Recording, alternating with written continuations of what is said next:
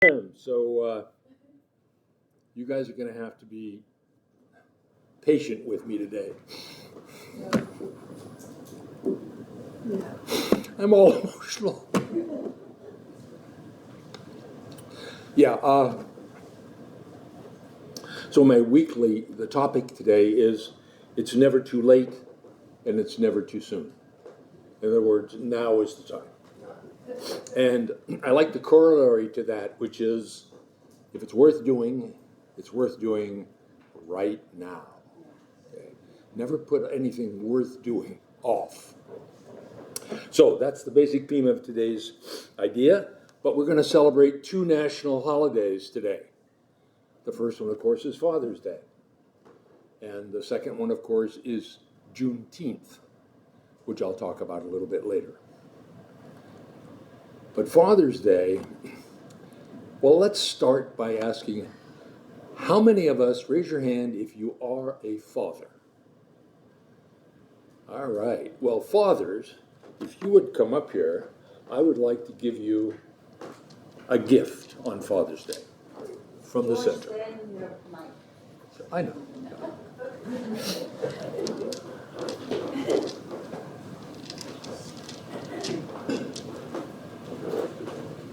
Davey, Thank you. tell them what you got. I got happiness. Yeah.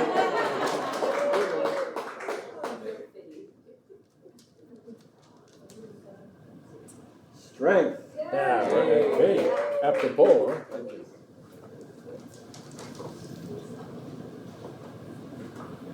Rainbow. All right. Laughter. And I got passion. Good one. Yes. You got passion, all Gifts right. for fathers who want to go to Georgia. Sweet. There you go. Yes. That's your gift today from the center. That's a good surprise. Wow. Well, All right. Anyway, let's give these fathers a hand. Thank you, brother. So I thought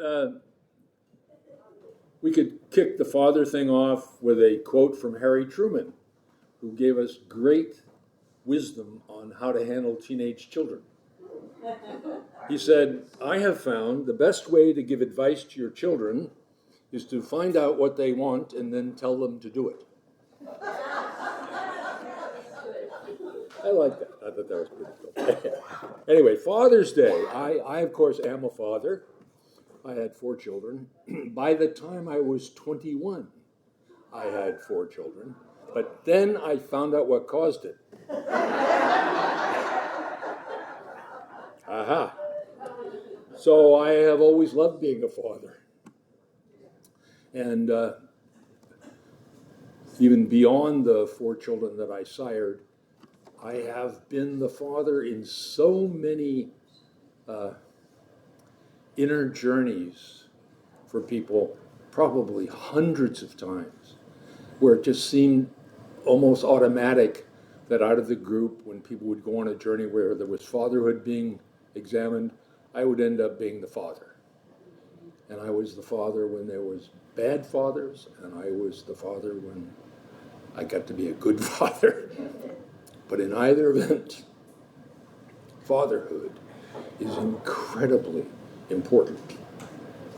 Now, how do we, in talking about the importance of fatherhood, I went online and I got myself some stats. Yeah, I mean, stats are good. Okay, if children in father-absent homes are 4 times more likely to be poor. There's significantly more drug use among children who do not live with their father. A study of 1,977 children aged 3 and older living with their father or father figure found that children of biological parents had fewer problems of psychological nature. Educational achievements, 71% of all high school dropouts are fatherless. And they will score poorly.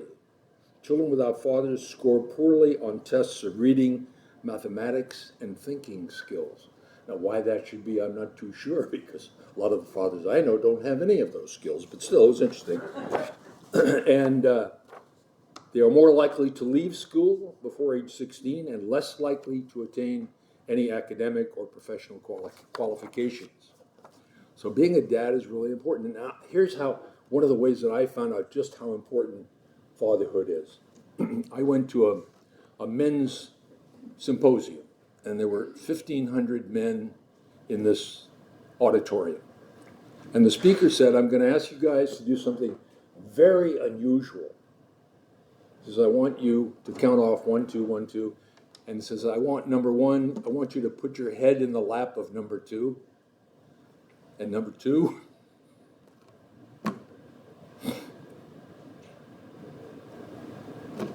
I want you to be a loving father.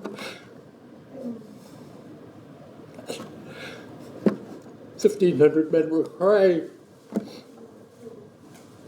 Crying. Because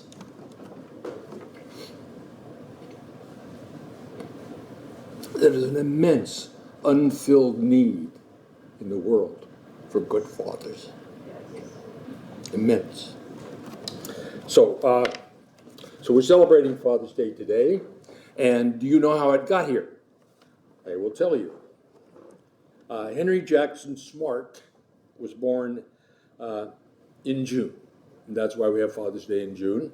And Mr. Smart was the father of Sonora Dodd Smart, one of 6 daughters of Mr. Smart.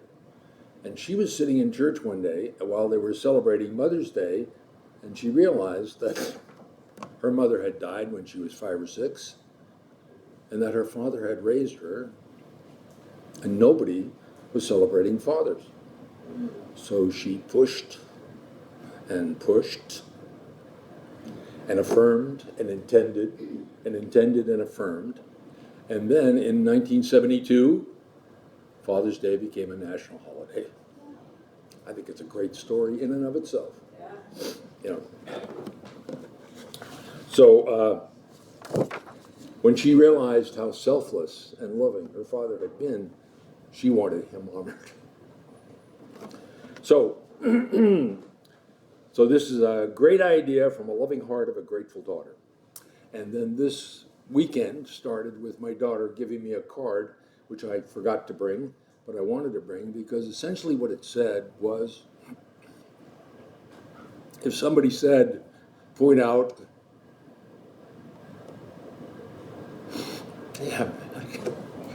if somebody said, point out a good man, she would point at me. If somebody said, point out a loving man, she would point at me. And that moved me incredibly. And I want to make note of the fact that several of our loving friends aren't here today, like Laura, who's ill, and Raina, who got poison oak. Poor baby. Anyway, I need something to blow my nose with. Has anybody got a Kleenex?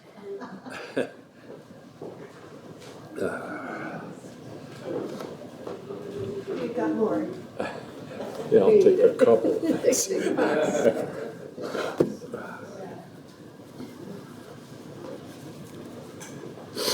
I got to get to some part of this speech which isn't emotional. So I want to talk a little bit about my own father, because my mother went into a mental institution when I was 5. And my father raised 2 daughters and a son by himself. And I don't know, I think he did a reasonably good job. But he was not a talkative man. So he led by example. And I learned from him. And the things I learned was that I would be safe.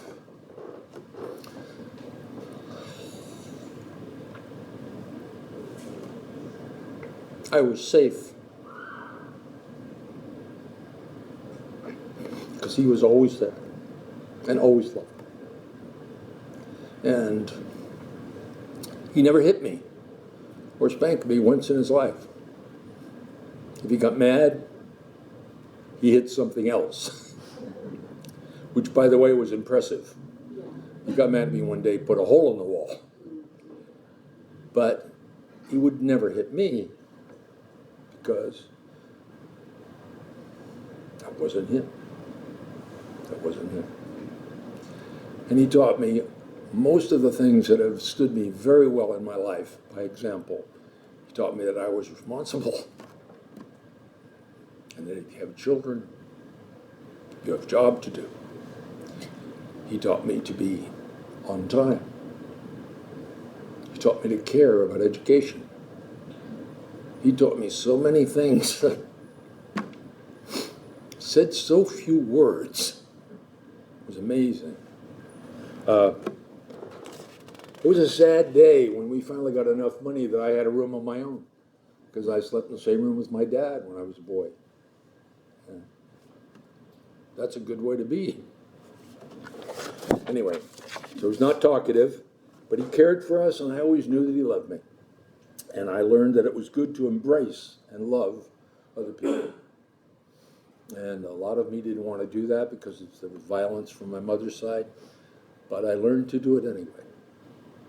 And he set me an example for that. So I love my dad, and I celebrate him today. He passed quite a while ago, but I know that wherever he is, he's that same loving spirit. And I hope that each of you has a similar view of your father as I do of mine. Because that's a lovely thing to carry around. So Will Rogers put it this way. He said, his heritage to his children wasn't words or possessions, but an unspoken treasure. The treasure of his example as a man. So, on to our second national holiday, Juneteenth. You all know what Juneteenth is about? Okay, well, I'm going to tell you anyway, even though you know. Juneteenth celebrates some 2 years after the Emancipation Proclamation was signed by Lincoln. There were still slaves because the war hadn't ended.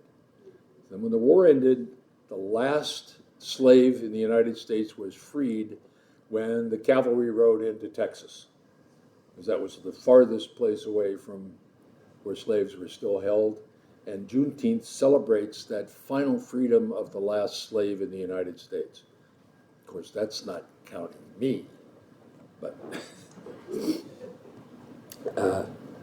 it's a fantastic, as they call it, second Independence Day.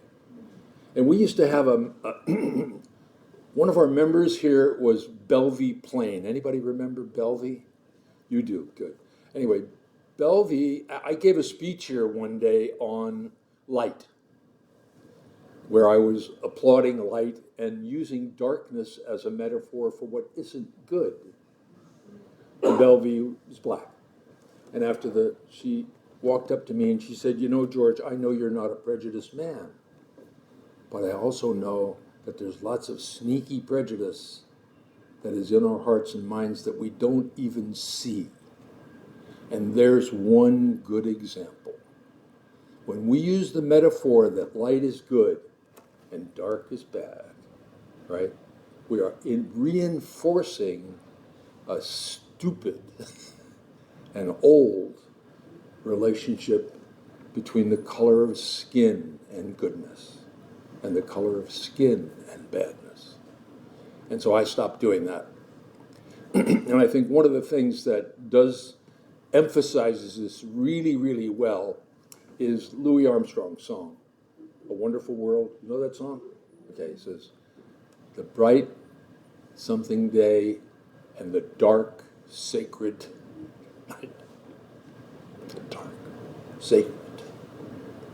So I would like you to take a moment and go inside and embrace the idea that darkness is good. Germs, seeds, plants, everything that needs to grows in darkness, not light. Light is required later but they germinate in the dark, right? And your body rests and repairs itself, your brain rests and repairs itself in the dark, not in the light. So we need darkness. And so I, for one, am doing my best to remove that old metaphor from my thinking. Light is good, and so is dark. Okay, so when you think about Juneteenth, you're really talking about it's never too late, never too soon to recognize that we have a power to embody the qualities of harmony, love, joy, and freedom that are our natural birthright. So freedom is your natural birthright. You come equipped with freedom, and you may not even realize it, but you use it all the time. So when we talk in Science of Mind, we talk about spiritual law. And the spiritual law of subjective mind is that what you think, feel, and believe becomes your experience of life. Okay? Got that? So that's absolute freedom.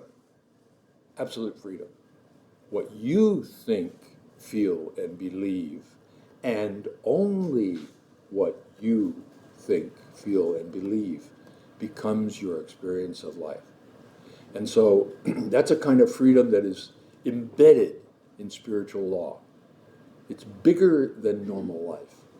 And it's really, the reason I'm bringing it up is because I think it's probably one of the hardest things to actually grab hold of and take within us, is to say, okay, I am free. I have true freedom because I am in charge of my experience. What a deal. So we're going to honor freedom today. I'm going to talk a little bit about it. In New Thought philosophy, freedom, and especially freedom of your will, is inextricably linked with power. In other words, if you have freedom of choice, but it doesn't result in anything, then it's meaningless. You don't really have freedom of choice if you have no power behind it. It's required. Freedom and power have to go together. And in New Thought philosophy, we kind of stay away from the negative definition of freedom, which is no external force, no external coercion, because in New Thought philosophy there are no opposing forces. There's only God. There's only love, and anything which might appear to be a negative or opposing force is only just you using your free will in a way that you're not enjoying. Yeah, that's true. Yeah. When I'm at things are not going well in my life, I'm using my own free will in a way that I'm not enjoying. I could do it differently. And that's the beauty of freedom. We know there's only one power, and that power has no opposition. Now, there are some drawbacks to that. One, you cannot live a choiceless life. Cannot. You're going to exercise your free will whether you want to or not. Even not exercising your free will is a choice. I'm not going to exercise any free will today. That's my choice. Come on, yeah. Anyway, so you can't live a choiceless life. You're going to be always choosing something. Now, lots of the ways that we choose things don't show up as free will in our own minds. So I'm going to take you I'm going to take you through a few of those ways of thinking and give you an idea of what's going on. So the first, of course, is conscious choice. So you're fully aware, fully awake, you're carefully examining the ideas in terms of experience, education, intuition, and internal wisdom, and you make a choice. Conscious choice. Everybody using that? Okay, good. Second is conscious agreement. Now that's a way of choosing that isn't obvious. That's when you choose to do what others think is right. So you don't really want to examine it consciously, stay awake and stay alert, but they told you that was a good idea, so you go along with it. And a lot of times we go along with stuff and we don't even realize we've gone along with it because it's so infused. Cultural things are like that. It's kind of like, a good example is up until, I can't remember the exact year, but it was quite a while ago, everybody believed the earth was flat. Okay, so they believed the earth was flat. And if you asked anybody on the street, they would say, oh, the earth's flat. That's conscious agreement. They had no proof that the earth was flat because there is no proof that the earth is flat. But what they had was everybody else's opinion that had infused itself into their life. You got that? Okay, good. The third one, of course, is unconscious acquiescence. So going along with the group without realizing that you have made a decision to do this. That's what we call that peer pressure. Or this can occur from school, for example, teachings in school. Or you could be like Brigitte. Brigitte, when they told her that 1 and 1 equal 2, she challenged that. She wasn't just going to go along with it, you know. First grade. Okay. Then there's unconscious submission. Okay. Knuckling under to others because of some deeply held fear that you're not even aware you have. And in a sense, I did that for a lot of my life. Because I had situations in my childhood which made me afraid. I automatically would knuckle under in certain situations. I would not do what I should do consciously.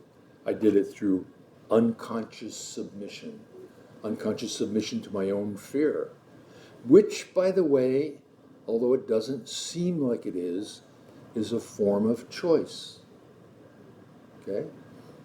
I know this is maybe a foreign concept to you, but all emotion is preceded by some sort of judgment of a situation. Get what I mean? Until you observe a situation and decide there's something to be afraid of, you won't be afraid. You have to decide there's something to be afraid of.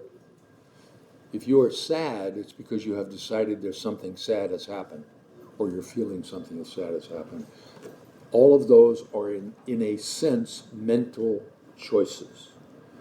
So once you put emotions into the category of a mental choice, you have a totally different view of what's going on in your mind and heart.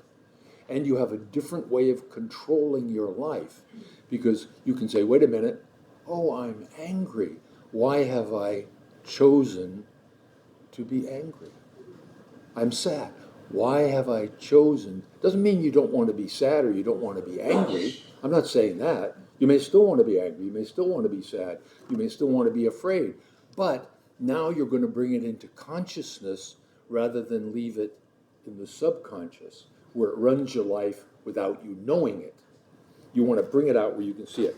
How about knee-jerk reactions?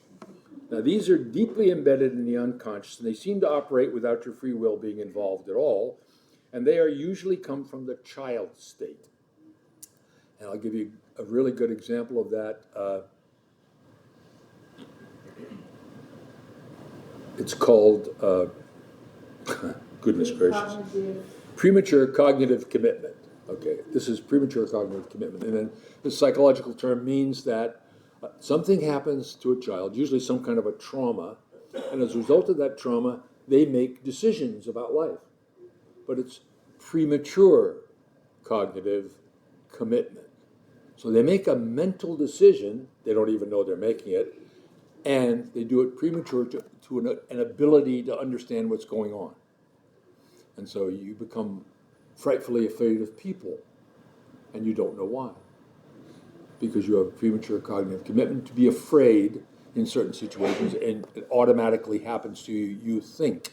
But it's just a decision that you already made that you're remaking over and over and over again by not examining it. But that sounds bizarre. Anyway, so we live in a universe of free will, freedom of choice, unrestricted by anything except spiritual law. And in this place, choice is not only free, but it's also powerful. And for choice, it's not really choice unless it's powerful.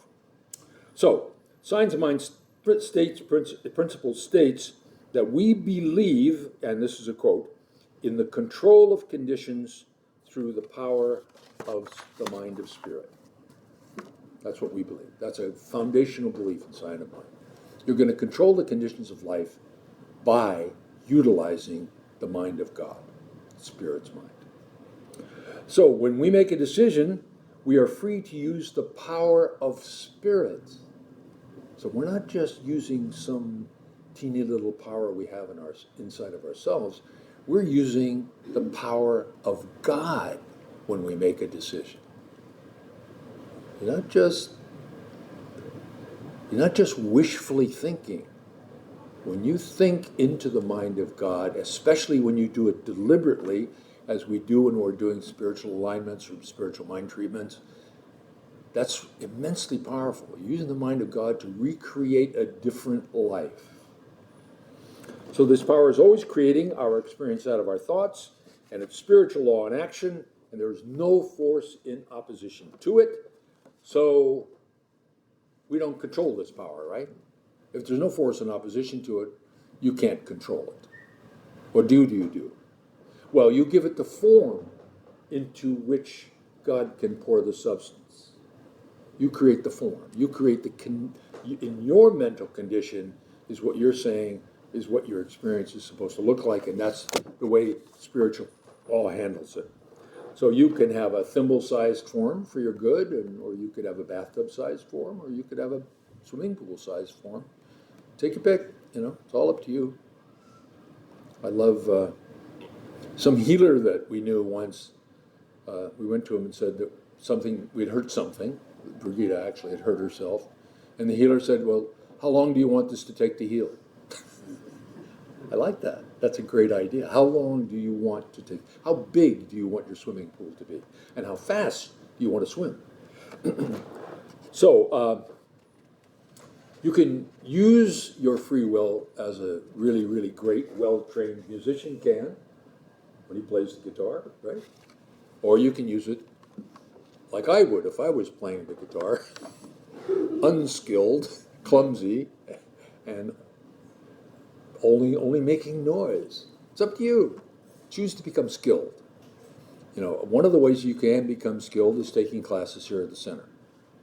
Take these classes that teach you how to utilize the science of mind principles, because that will help you to become very skillful. So, what is it that you can't do? Okay.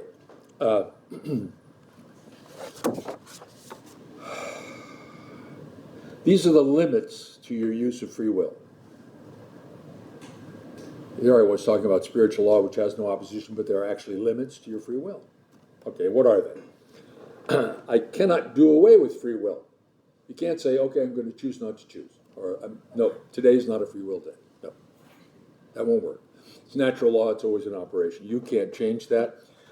I cannot void any spiritual law with my thinking.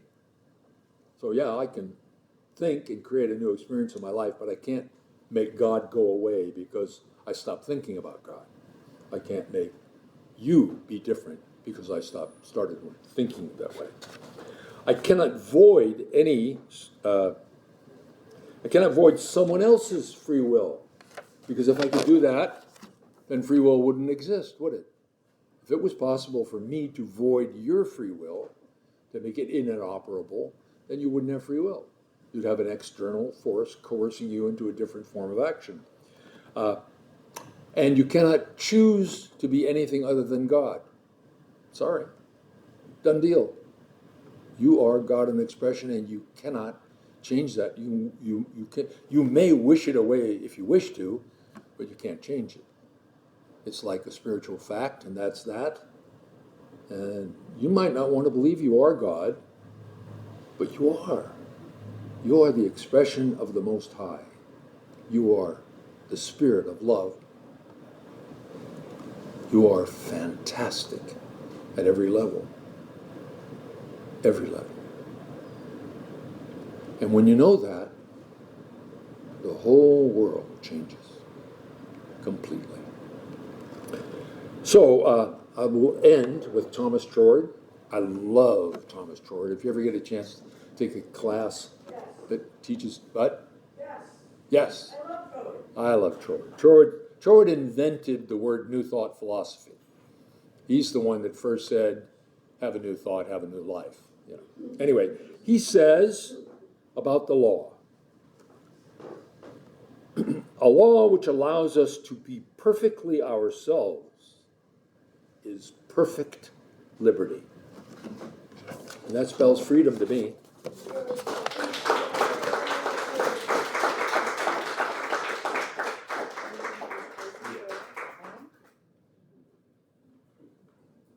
How about that?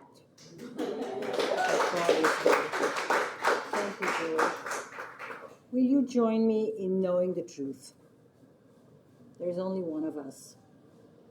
That one is the one that George has been talking about. Some of us call it God. God stands for good, orderly direction, whatever you call it. So let us know that we live indeed in this amazing playground where so many things are possible for us. Joy and happiness and freedom and community and love and affection and mutual support. Let us know that we are holding the golden pen with which we are designing our lives. We are the authors of our lives.